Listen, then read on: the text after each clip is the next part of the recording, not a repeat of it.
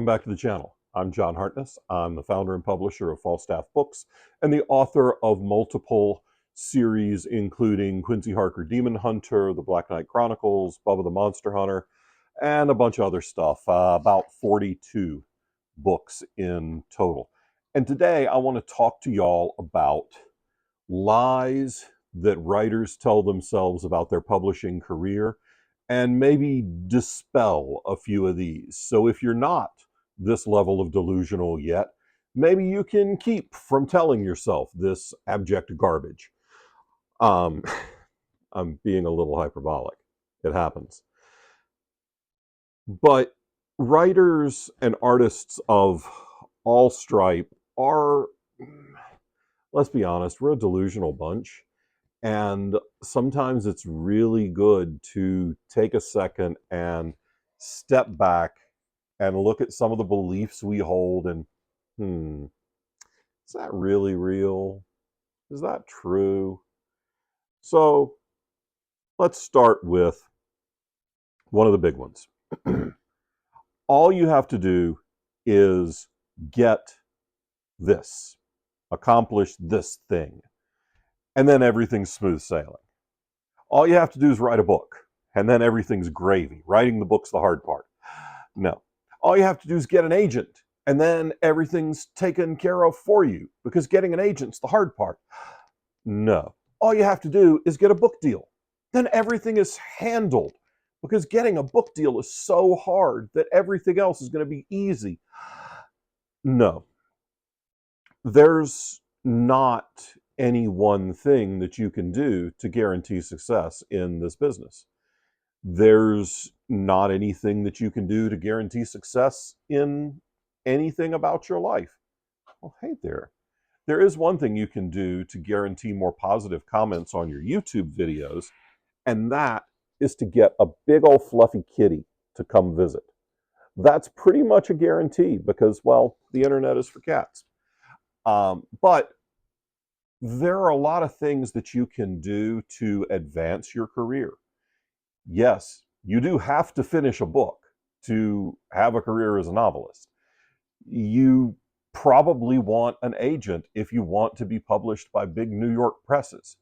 You're going to want a publishing deal unless you want to self-publish and do it all yourself. But none of those things are guarantees of success.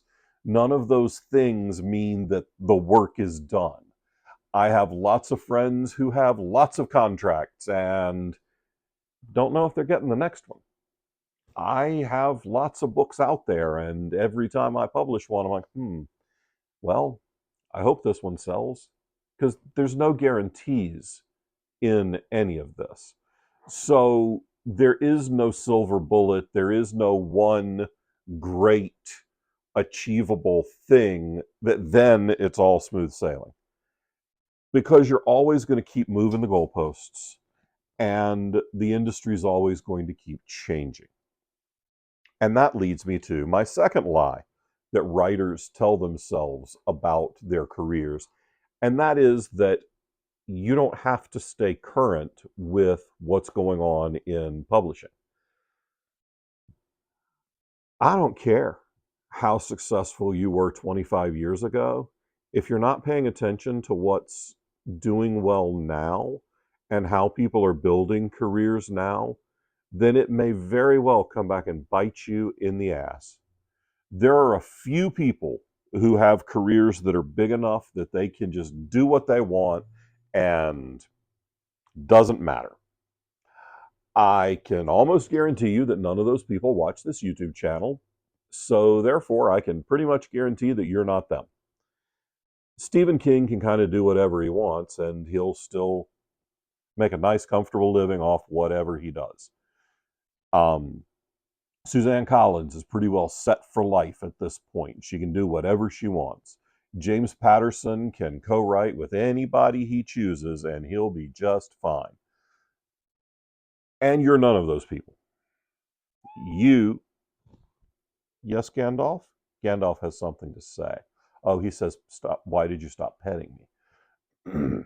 But the other thing that he has to say is the same as what I have to say, which is you need to pay attention to what's going on in publishing. I'm not saying that you need to scour the Amazon bestseller lists to choose your next right to market opus. I'm saying keep an eye on things and don't be dismissive of new trends just because you're not familiar with them.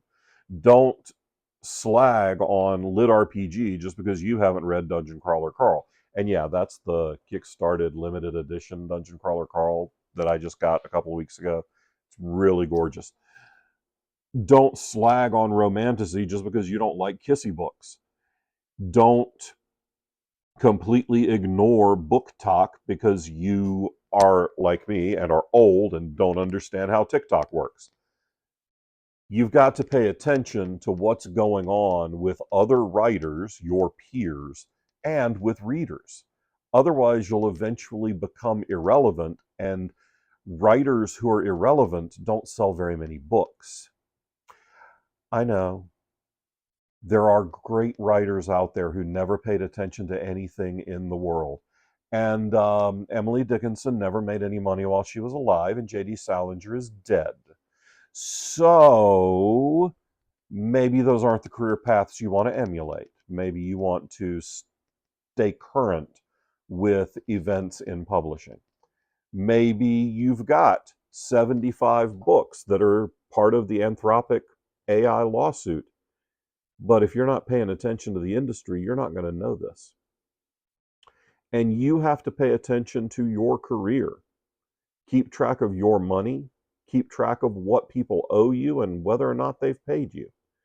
Because otherwise, you could end up like Chuck Palahniuk, whose agent swindled him out of 7 figures. And that's awful. But my God, how do you let somebody get away with that much of your money? Now, in this case, the agent was very crafty and stole a lot of money from a lot of people.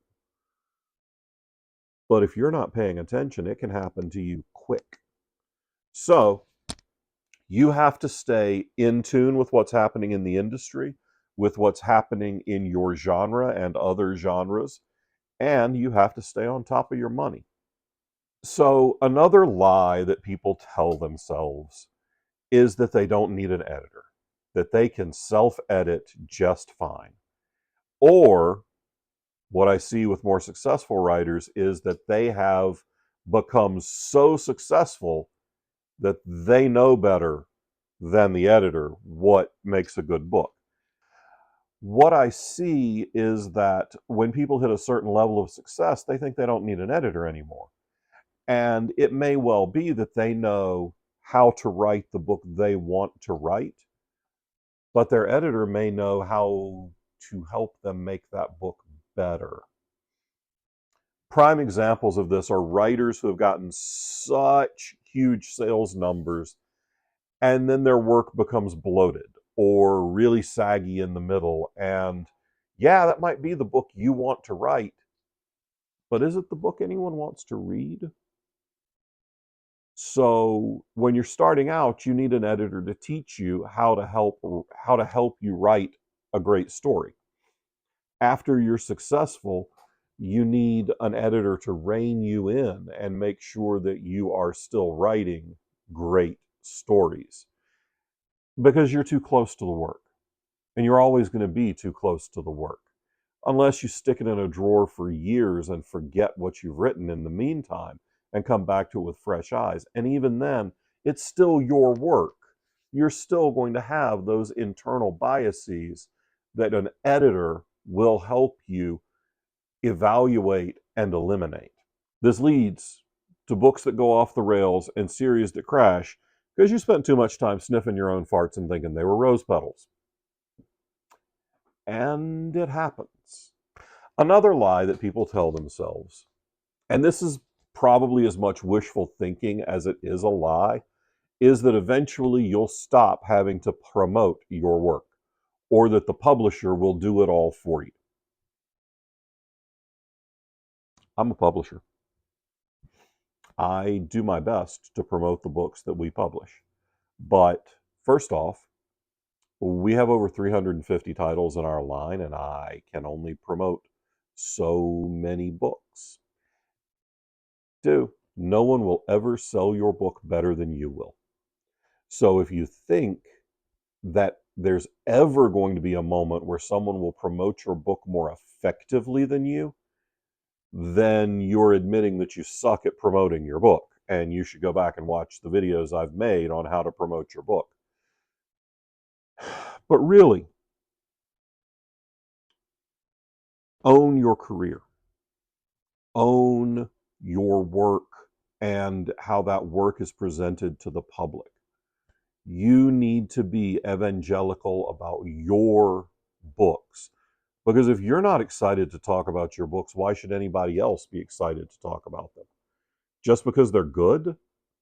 There's 500,000 books or more published every year, and probably 100,000 of them are good. What makes you so special that everybody in the world should promote your stuff?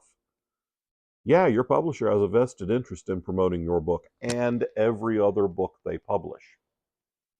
You have a vested interest in promoting your book.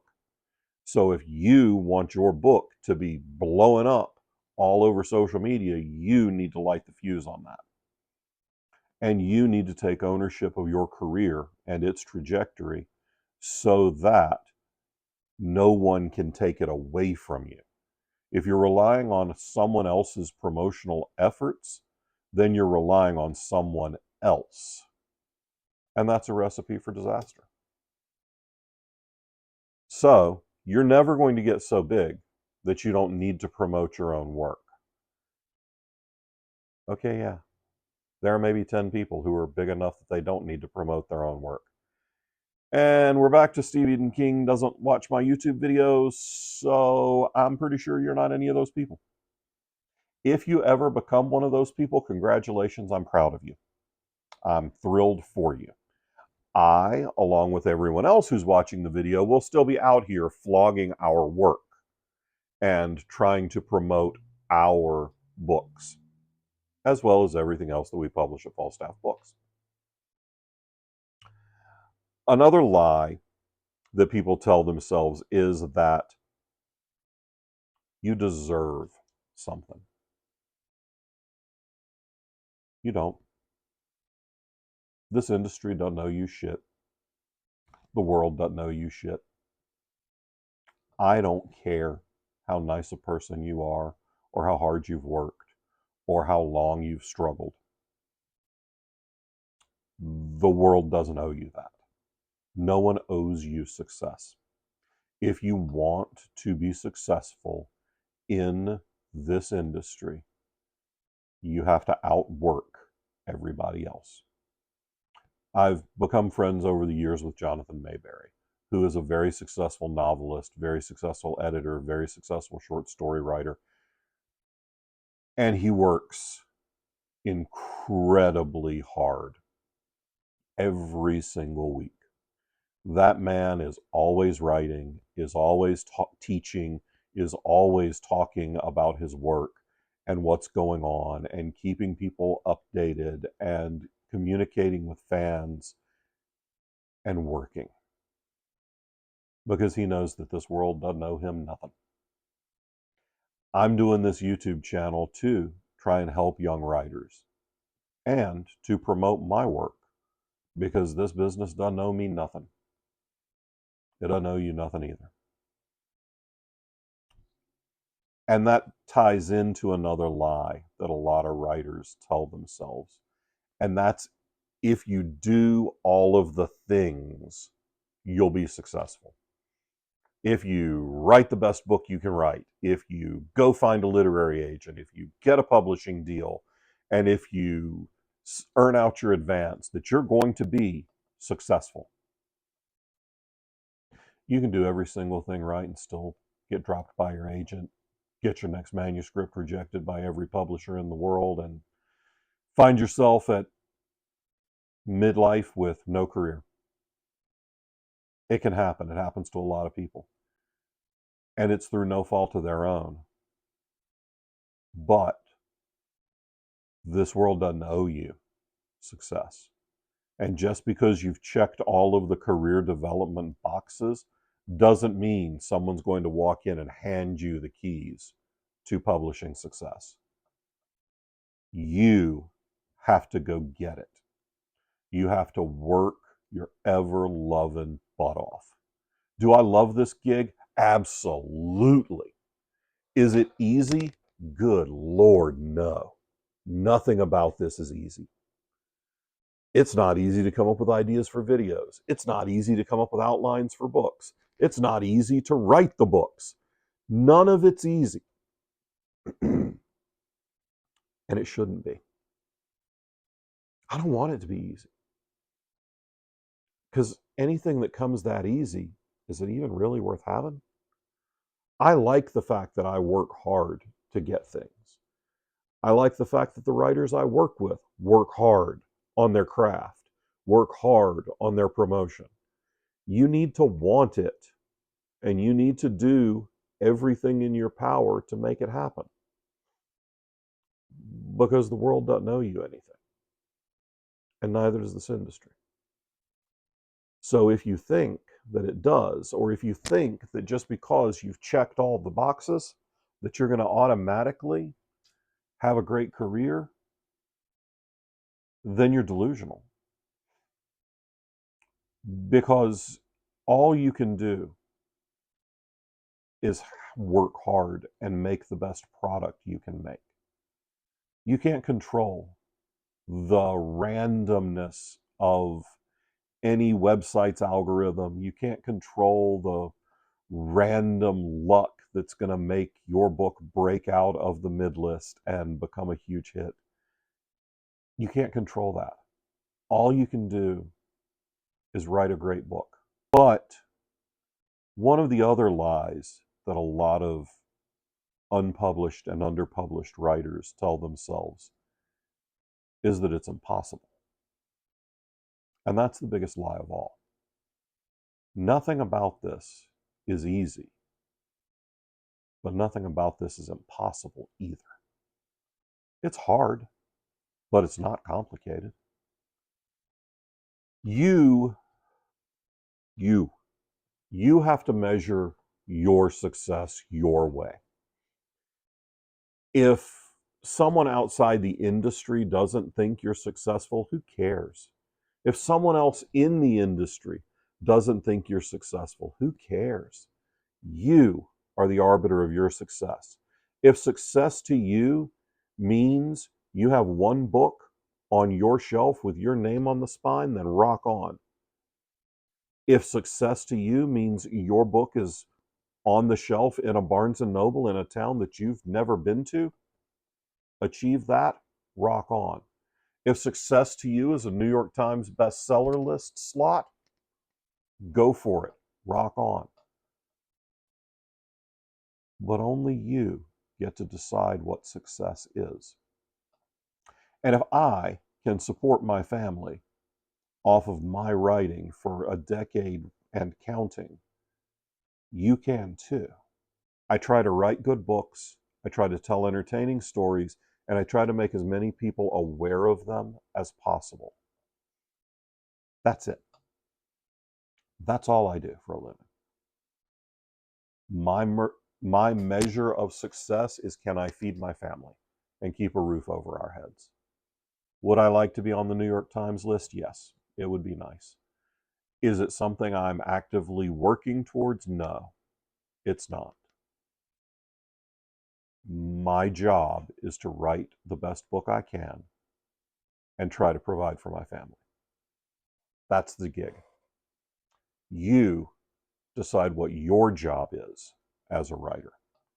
If your job is to come home from work every day at your day job and spend 45 minutes tippy-tapping away on a keyboard and you never show anybody anything about it, rock on, go for it. That's your career. That's what you want it to be. Nobody gets to define your career but you. And that's the biggest lie that writers tell themselves, is that someone else determines your success. Nobody but you decides what level of success you're going to be. There's a fistful of lies that writers tell themselves about their career, and the one great big one right there at the end.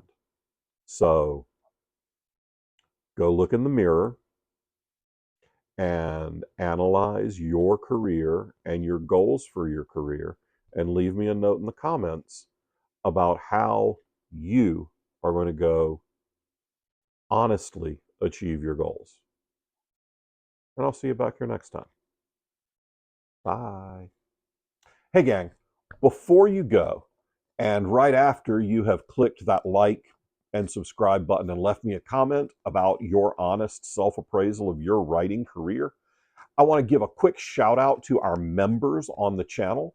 You can look at the little clickety things down below and join them. They get videos a day a little bit earlier than everybody else, and they get shout outs like this. So thank you so much to our members for supporting the channel, and click join down below to become one of them. Bye.